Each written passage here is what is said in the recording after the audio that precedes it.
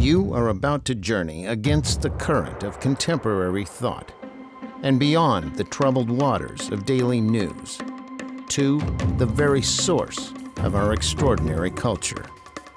You are going upstream with Cashill and Edge. Welcome back, world, to another episode of Upstream with Cashill and Edge. Hey, Jack. I'm Jack Cashill, of course. Yes, you are. And you Loy are Edge. Loy Edge, right? That's right. And you notice I'm wearing my official John Fetterman black hoodie today. Oh, man, you look fetching. Well, thank you, sir. And I had just, now that the elections have come and gone, I am so happy that we've decided not to make this a political show. What we're doing is a cultural show, basically. That's right. And just to reiterate, those who are just tuning in for the first time, the title, Upstream, comes from a quote from Andrew Breitbart, which he said that all politics is downstream from culture. So we're going upstream to the source to figure out why the culture is in the state it is. And let's face it, there was, to a large degree, the elections of the recent past were about culture and what's happened to that culture. And today's episode is about language. You know what's funny, Jack, is as we were thinking about this topic, something dawned on me. Yeah. And I realized that there are people out there that are purposefully impacting our language. They're purposefully interjecting terms into our language in order for that to become part of politics. That's exactly right. And then once that terminology becomes standard, then to object to that terminology is to become I don't know. You just mentioned the word earlier. What is the key word today for anyone who rejects denier? Denier. A denier. A denier. You're an election denier. You're a Holocaust denier. You're a climate denier. Climate denier. Now, actually, in what's really startlingly abusive about the use of this word is its original source, and that is as a Holocaust denier, right? Right. Now, a Holocaust denier is someone who's denying an actual historical event with real facts and a pretty well documented history. Documented not only on the history books, but by the family histories of literally millions of people around the world. I've seen the tattoos. The tattoos. Right. I've talked to the people. Yeah. About 20 years ago, in fact, we did a documentary with interviewing Holocaust survivors here in Kansas City for the Midwest Center of Holocaust Education. You talk to 40 or 50 of these people, you get a sense, maybe that did happen, actually. Even Kanye West would, if he were in there with us, he'd be forced to acknowledge that. The alternative, though, is let's take climate, right? Climate is a dubious projection of the future, right? Oh.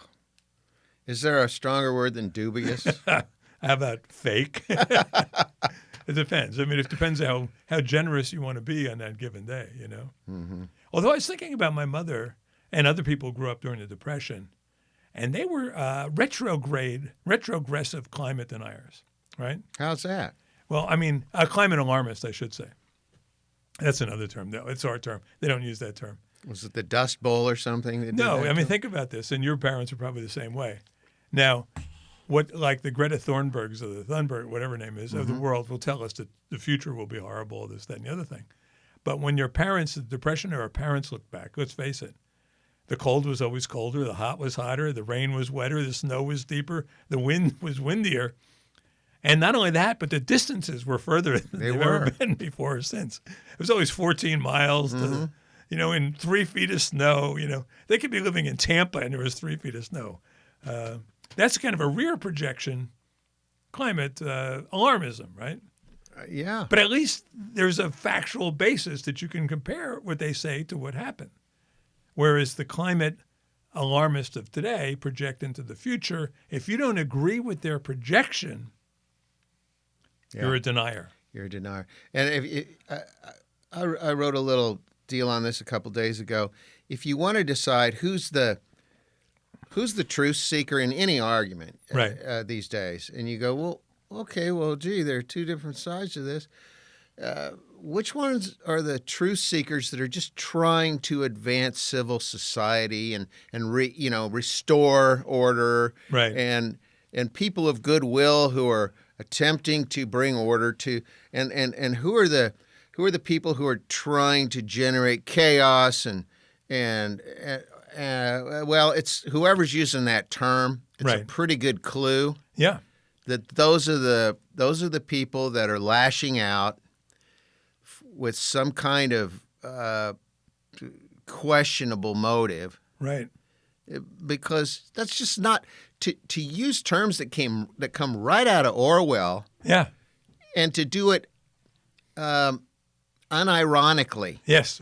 Right. It's That's where the alarm bells go off. It's Yeah. like you're waiting for the da-da-da, and there's no snare. It's just like, oh, you meant that. You really are calling me a denier. right. 1984 wasn't supposed to be an instruction manual. you know? Exactly. Now, before we get to denier, even think about the word climate change, the phrase climate change. Yeah. And as you know, when you grew up in the 90s and early part of this century, there was no phrase climate change in the language. No. I clearly recall the Ice Age, the coming Ice Age, Time and Newsweek magazines. As late as 1975, from 1980. the 70s, right? yeah. Right. I remember from the mid-70s. And when I was busy getting in school, Right. being indoctrinated by how great the UN is and UNICEF and United Nations, this and that, and great Dag Hammarskjöld, he was a great guy, and Poor plane crash. and Uthant, and Yeah. and that poor Woodrow Wilson who never got his great League of Nations off the ground, and just it was that time when they were really hitting us with that early globalist stuff. That's right. When this. And whether it was on. an ice age or a meltdown, the remedy was the same. That is, the state assumes power and does various draconian things. But what's interesting too is that and I tracked this a little bit, so bear with me. The phrase global warming entered the language in the late 80s, and it came out of NASA of all places, which I don't know why they're dealing with climate, but Forgot about them too. Right. Yeah, we were told how great NASA was too. so for about 1988 to about 2006 was the age when global warming alarmism was at its peak. Wow, And then the phrase climate change wasn't in our lexicon. that's right. It was global warming. And then what happens?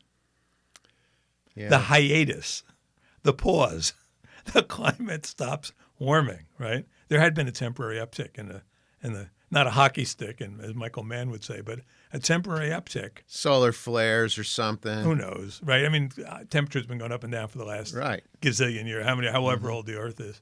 6,000 years in my book, but that's for another show. No, it's not. We're not going to do that show. Just want to trigger something. I tried to track the change in etymology, the change in semantics here. Yeah. When did global warming become climate change?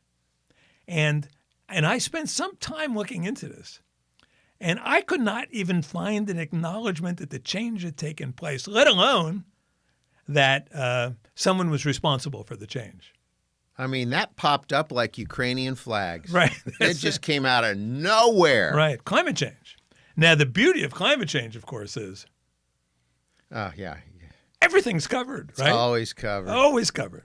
So I was looking at this thing, we're in Kansas City here. Kansas City has the city planners have their map for the future or whatever going forward. Oh, yes, they do. And of course, climate change is a big part of it. Uh-huh. And it says in there, we're already facing, alarming rises in heat, blah, blah, blah, blah, blah, blah, blah. So I went back and started checking the temperatures, right? For the last 10 years, there has not been a day over 100 degrees in Kansas City. There's been a few 100-degree days, but no days over 100, which is incredible, given our history. That is incredible. In 1936, we had 53 days 100 or above, right? In one summer. And 1934 was almost as hot. Those are the two hottest years in American recorded I history. blame it on ethyl gasoline. I blame it on Fred Gasoline, Ethel's partner in crime. No, that's so we have climate change takes over for global warming. Climate change. We've been in a tornado drought for the last bunch of years in this part of the world. You wouldn't know that because you're not allowed to know that. We had been in a hurricane drought for in the Gulf for like 10 years until. And that was right after they started really. They dawned on them. Wow, we had a lot of hurricanes. Katrina. Let's make that part of it. Right. Katrina triggered a whole industry. Change. Right. That's and then all of a sudden they're like, where are the damn hurricanes? Right. And then they'll find some other natural disaster. And let's face it, natural disasters have been happening from the beginning of time. And, I got an up-close look at this. I may have, if I had talked about this, stop me. But, because I have a place on Lake Erie. And for a summer place, by the way, which is about ready to get hit with the snowmageddon, as often happens in this time of year, and lake effect snow when it hits they have 2, 3, 4 feet.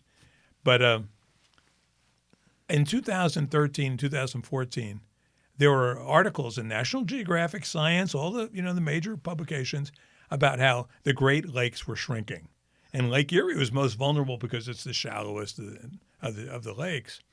And in my ultimate first world self-indulgence, I worried that I would lose my view of the water because it would recede too far out.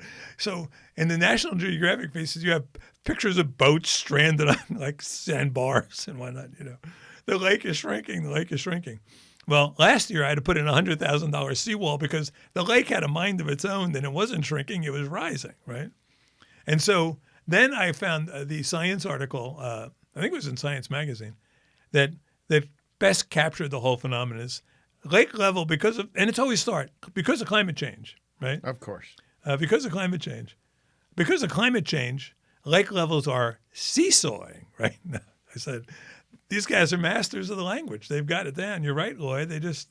And when you realize that these magazines that you were talking right. about, they're like everything else, they're a racket. They're all owned by the same global forces that are trying to advance these concepts. And they're subject to the same powers and money inducements. They're owned by the same criminals. Right.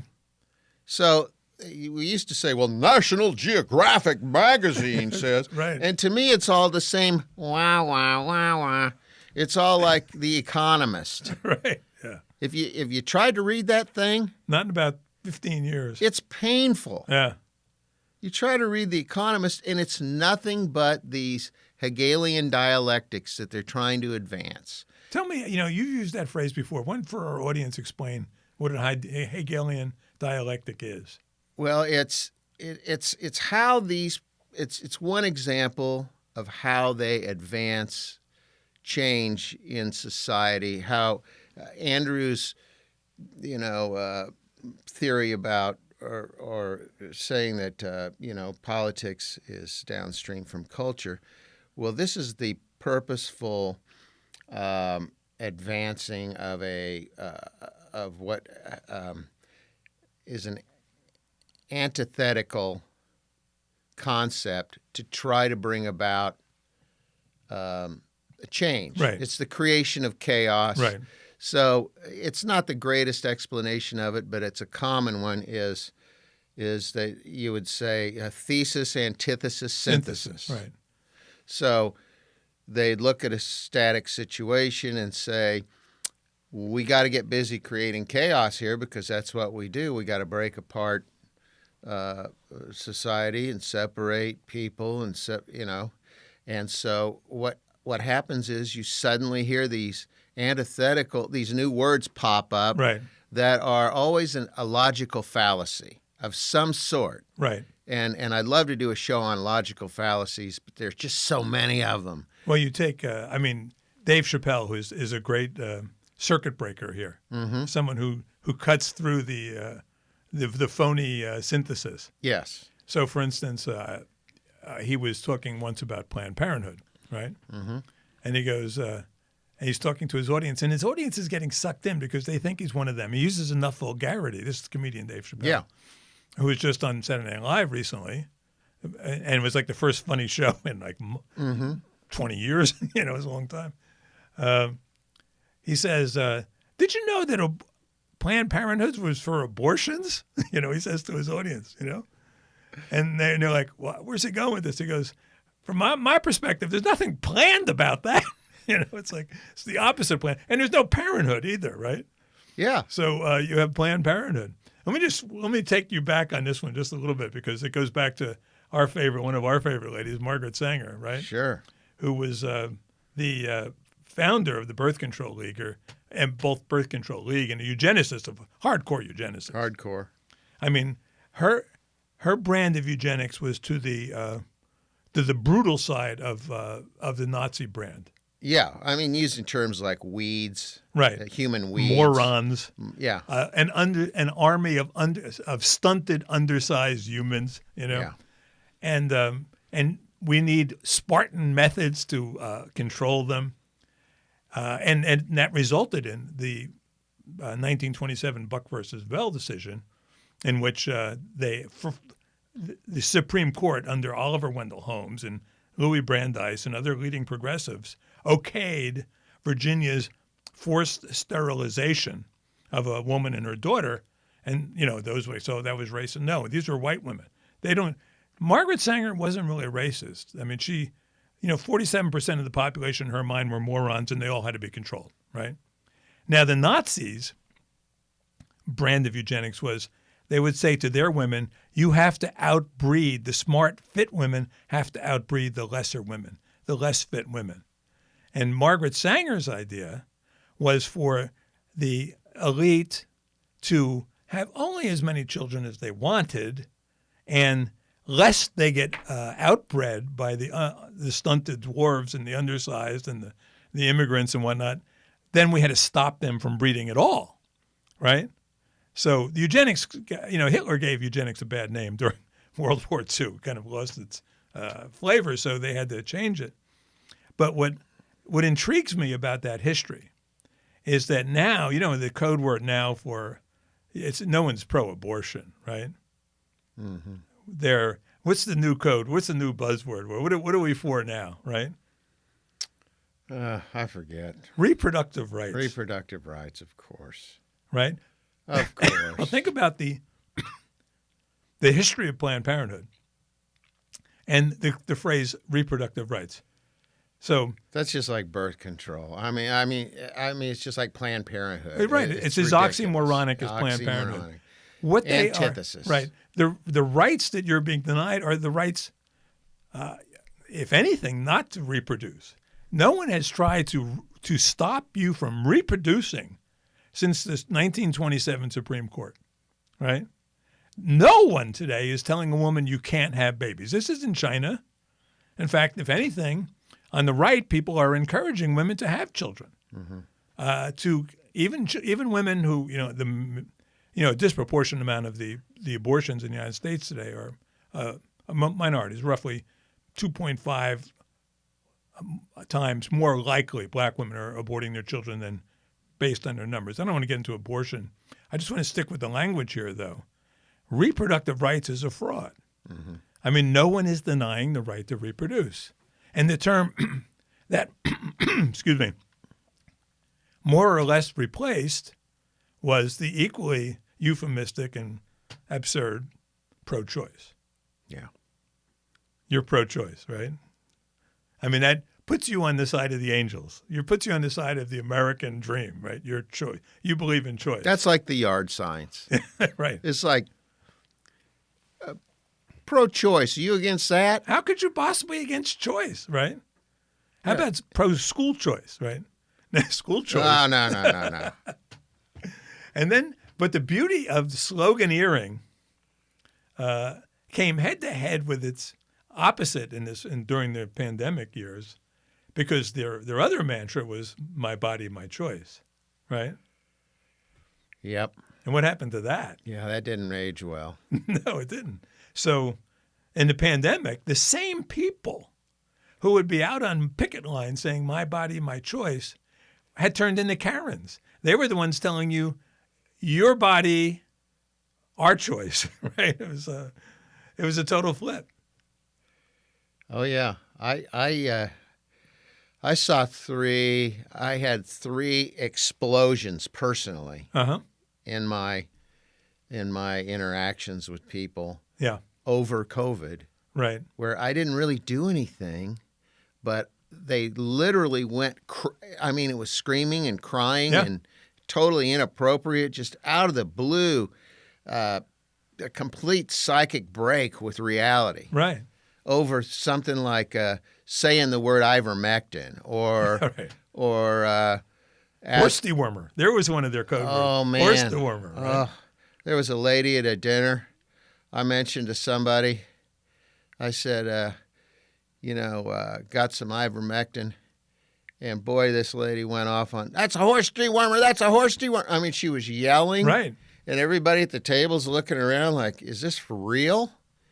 And then when they introduced the phrase horse dewormer to describe ivermectin or hydrochloroquine, or is hydrochloroquine a transsexual who does water sports? I'm not sure, but as I may be confusing my terminology here. It's a whole chorus line of them. But you're right. It inflames them. It triggers them. It sends them. Yeah. And they all use the same phrase. All of a sudden, out of nowhere, everyone's talking horse dewormer, right? Because on their shows on MSNBC, somebody in a tie right, told them that. That's right. And so the easy thing to do is I want to be reasonable, but I'm too lazy to really do any research, and I'm taking my feed here from this cable channel, and it's done. I don't have to worry about it anymore. But if anybody threatens that, I'm going to come at them very emotionally. Right. I'm not going to go, oh, tell me more. I didn't do any research. That's right. Yeah. That solves all that problem. You have your phrase, and just goes back to your whole thesis here, is that they control the language, which means they don't need any information if they control the language. That's right. So it's and it leads us to another Orwellian term, which is doublethink. That is holding two contrary ideas in your head at the same time. So one day you could be out in the streets marching and saying, my body, my choice. And the next day you could be out screaming at people because they haven't been vaccinated, right? Mm-hmm. It's a brilliant system for the people who are involved in it. It keeps them rather stupid, and it puts them in a reason why they can't debate, like even literally debate during an election, because they lose. They don't have the information to deal with actual facts. And it was frightening watching it in COVID in real time. Climate is down the road. Who knows what's going to happen 10, 20,000 years from now other than Greta Thunberg. And what a little scold she is, honest to God. When I first saw that gal, Yeah. that little gal on the internet, and watched her scold everybody. Right. I thought, well, surely everybody's going to look at this and have the same feeling I do, that she needs a spanking. And she needs to be told to sit down and shut up. She doesn't know anything. Right. But she became kind of a... When we couldn't even talk bad about her because she was a child, right? Well, yeah. And then, not only was she a child, but she was a child on the spectrum, right? Another new phrase, on the spectrum. On the spectrum. Right. And then, but of course, she became another reason to, I guess, another reinforcement of all those beliefs. Yeah. They just somehow use the fact that there's an outraged kid as, there you go, there's a feather in our cap. That's right. Yeah, she became the poster girl. Yeah. But when she turned 18, I think we're now allowed to make fun of her, to a certain degree anyhow. Except that she's a female and there's limits there. Better not. No, right, exactly. So now the language is, I wrote a book called Hoodwinked, and on this larger subject, and the subtitle is How Intellectual Hucksters Hijacked American Culture. Mm-hmm. And I was trying to trace the origins of the theft of the language. And it really goes back to the Soviet Revolution in 1918, actually a little after that, because Lenin was not particularly a realist. By the way, does anyone ever tell you how much you look like Lenin? You ever get that? Just when I'm Any in of your fans? when I'm in the confessional and they can't really see me. They They your sense it? soul. No, I've never heard that. Well, I'm just thinking about that. You're looking at you across the table here, with the headsets on. You look like you're about ready to lead a revolution. So. I could. But anyhow, Lenin was not much of a realist. He thought there could be a workers' revolution in the United States. Stalin, who took over after Lenin had a stroke or whatever and died, was more realistic. He did not believe that. He believed that his goal, the role of the Comintern, the Communist International, their propaganda arm, international propaganda arm, was to convince the world that the United States was not the welcoming, beckoning, heterogeneous, diverse, Statue of Liberty kind of place that the rest of the world saw it as. His goal was to convince the world the United States was a racist, ethnophobic, hateful, suppressor of human rights and oppressor of souls. And that was the Comintern's role, and their goal was to spread that. So they introduced a concept called lying for truth, literally. That was in Russian, whatever that is. And so they did not care about what they called them. In Russian, the language was the istina, the actual facts. What they cared about was the pravda, was the larger truth, right? And the larger truth was whatever the Central Committee decided the larger truth would be in a given time. But to make this work, they needed what they called innocence. And they had these things called innocent clubs. From our side, we call them useful idiots, but they were typical liberals in the Western world who could be rallied to any cause. They would, through the control of the language, so they would turn, for instance, the first big case that the Comintern sunk its teeth into in the United States was the case of Sacco and Vanzetti. There's a couple of Italian immigrants, anarchists, who literally shot and killed an Italian-American payroll clerk, and the evidence was overwhelming. They were tried, convicted, sentenced to death. The jury wasn't even aware they were anarchists. It was just a state trial in Massachusetts. No one paid any attention to it. At the time, the fledgling ACLU came up to look at the case, and the guy who they sent said, "Hey, there's just a couple wops in a jam." That's his quote. Let's leave this alone. But then the Comintern got a hold of it, and then they made these guys into heroic martyrs for the cause of free speech and international justice and social justice. They'd had rallies all over the world, weeping, crying, shrieking rallies, to bring justice to these poor Italian immigrants, right? I mean, just the same thing happened with George Floyd. They had rallies all over the world, right? And for an equally dubious cause. And there's one story that comes out of this that I found interesting. A couple stories, actually. It was the Catherine Ann Porter, Pulitzer Prize-winning writer, et cetera. She was one of the innocents, one of the useful idiots. She was one of thousands. And she was out protesting outside the prison in Massachusetts where the Sacco and Vanzetti awaited execution. And she came up, there was this, Porter described, who wised up later on, described this woman as a hardened little communist who was leading organizing the protest. And she said to her, boy, I sure hope that we can save the lives of Sacco and Vanzetti. And the woman turns to her and says, save their lives? What useful good do they do us alive, right? They wanted them dead. Mm-hmm. They wanted martyrs. They didn't care about Sacco and Vanzetti. I mean, you'd think that after a century, our useful idiots would learn that they're being used, but they never seem to. No, they don't. And that willingness to sacrifice lives is hard for normal people to really get their arms around. Right. That's hey, it's by any means necessary, baby. Those sacrifices are well worth it to all of those folks. Right. I don't care if you've got to stage a massacre, if it gives them the talking points that they're after. Right. Get my gun. I'll tell you, to that point, and I'm not going to name names here, but you know what I'm talking about. My former radio partner, I've never seen him happier than after Oklahoma City, after the explosion of the Merritt Building.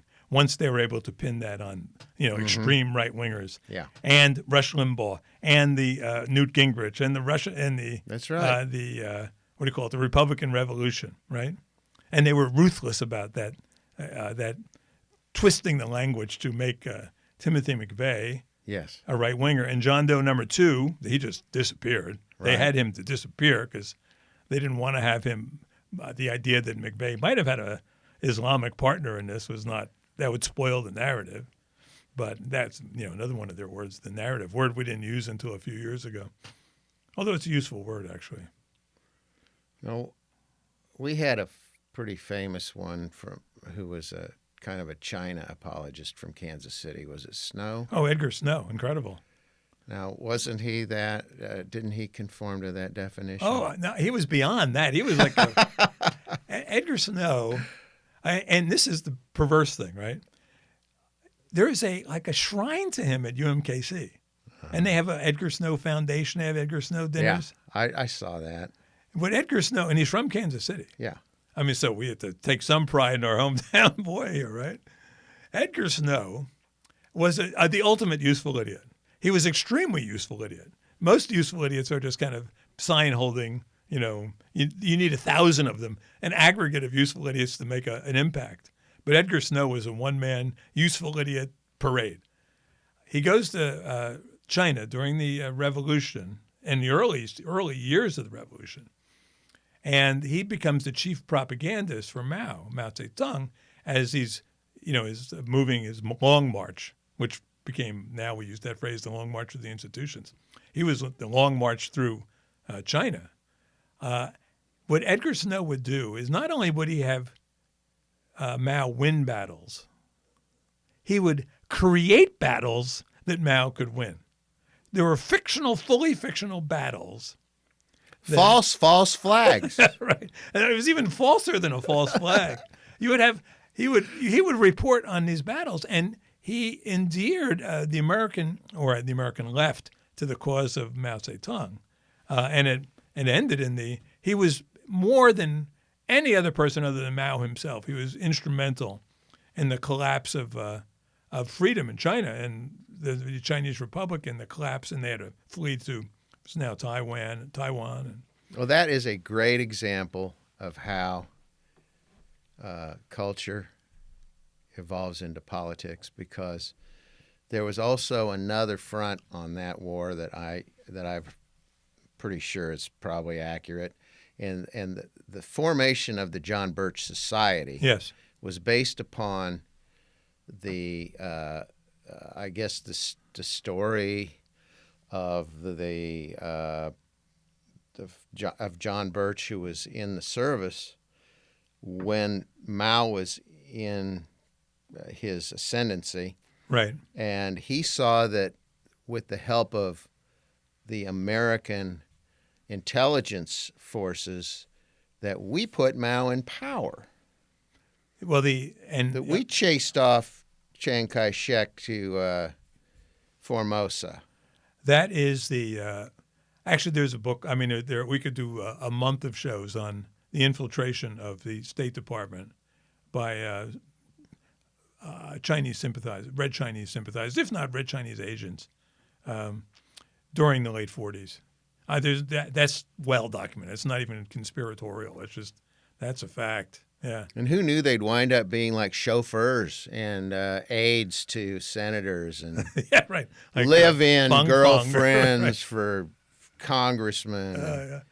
No, that's true. But it all goes back to the use of language. And the Spanish Civil War, which was a war that was almost entirely fictional. Mm-hmm. That was Hearst's war. Yeah, and it was they had when you look at the journalists who were covering it, right? The British sent Kim Philby, who was and become one of the ultimate Soviet spies, right? He was covering it for Philby's job was to infiltrate it. He was covering Franco's side as though he were a Franco supporter. The Spanish Civil War, just in a nutshell, 1930s. There is the Republicans take over the government. The Democrat, controlled, and the left in America they know it better. It's not really American-style republicanism because they're in bed with both the Soviets and the anarchists. So the Republicans win the election, right, which is true, and then the anarchists go out killing nuns and priests, and by the thousands. Franco, who is off in northern Africa with the Spanish army, Generalissimo Francisco Franco, right, decides that this is not the way it's supposed to be. He comes back, and the Spanish Civil War starts. I don't want to get into the details of the war, but in the details of the coverage, Arthur Kessler was another guy who was a communist, then reporter. He would later change sides, so he wrote about it, and it's kind of amusing. But he said, yeah, we were making up battles. Uh-huh. And Eric Blair goes there to report on it. He sees what the Soviets are up to, which is they're pilfering the gold out of Spain and then killing Trotskyites on the leftist side.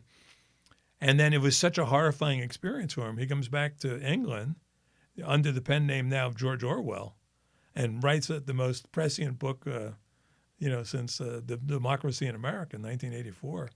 So, and it was all about language. But at that time, what the New York Times did, and I wish they'd do this today, they knew the reporting on it was so utterly ideological and partisan. They would run alternate columns down their front pages. One written by the pro-Franco journalists and one written by the pro-left. I can't believe newspapers don't do that. It's solid model. Honestly, they don't do it. No. They just pick a horse and they Right. run it to death. Right. It's like, no, left wing, left wing, left wing. And then occasionally they'll throw you a columnist like Peggy Noonan and make believe she's on the right. Peggy Noonan. Or George Will, or Oh yeah. or William Crystal, or but even the days of faking objectivity are essentially history here. They're not Right. I think we've seen the last of them. Right. And what kills me is you look at that model and you say, what they really exist for is to deliver that big fat thing full of ads on Sunday Right. that you can lie in bed and go, well, what's Radio Shack got this week? Do your grocery shopping, look at all this stuff. Well, they've kind of screwed the pooch on that. Yeah. They're mailing that stuff because people just can't read the same radical left or right, no objectivity. They've got a shrinking audience. Yeah. And if they just had two versions Right. of the paper, you want the right or the left. Right. Or give you both. Because we need to get this big fat thing full of color ads out. Right. Because we make a ton of money on it. Right. You think they would? Just from a marketing perspective, you wonder why the American newspapers and city after city committed the equivalent of literary harry-carry, And why do they have to be on a team? You guys are selling ads. Yeah, you're supposed to be capitalist. You're a conduit for a big bunch of ads. Right. Gosh. I need to buy, hearing aids and stuff. Back to language. I got my favorite for this year. Yeah. You're my favorite new word for All this right. year. And it goes exactly to your point of Okay. introducing words to control the language. Uh-huh. Gender affirming care. Oh, yeah. Yep. Castration never sounded so sweet, Breast removal never sounded so mellow. Gender affirming care. And that's a great misdirection. That whole gender transition, making it into a big deal, Yeah. like it's a right that we must get behind and all this stuff. When you see that happening, and it's a head scratcher. It is, totally. You go, wait a minute. That doesn't make any sense.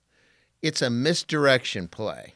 It means that there's some other issue that is related to health care or elective surgery or there's something else that they're trying to advance that they want to call you a denier or a hater or a fascist or something.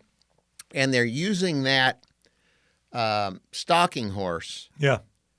They're using that ridiculous issue as an antithesis to get everybody shut up.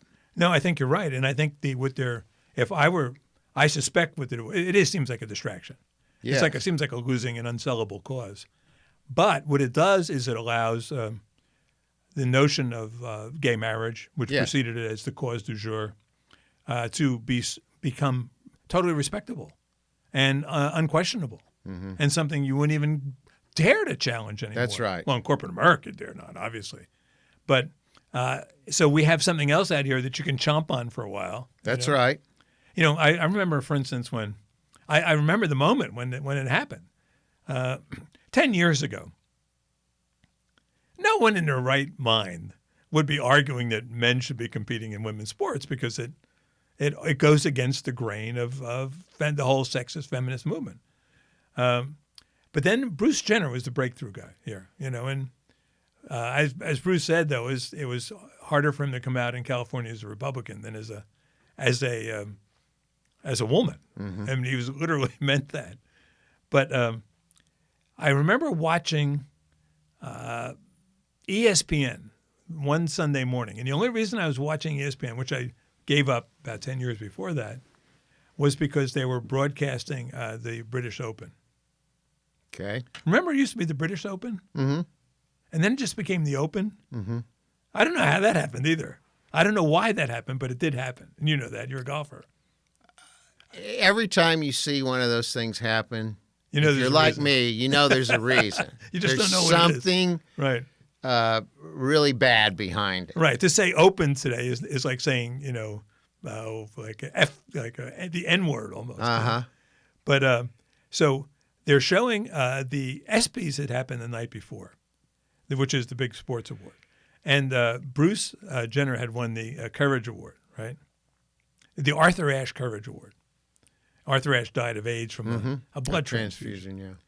And so Bruce Jenner is walking down the aisle to receive the award, and quarterback Brett Favre is sitting on the aisle, right?